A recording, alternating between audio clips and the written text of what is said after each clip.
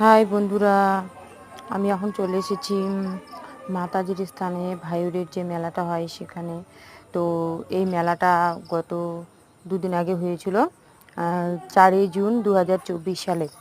তো আমরা সেখানে মেলাতে এসেছিলাম এবং তার দুদিন পরে মেলাতে একটু মন্দিরটাতে একটু ঘুরতে এসেছি।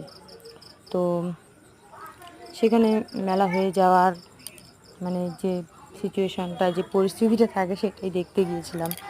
তো বন্ধুরা, তোমাদেরকে কেমন লাগলো সেটা আমাকে কমেন্টে জানাবে কিন্তু অবশ্যই।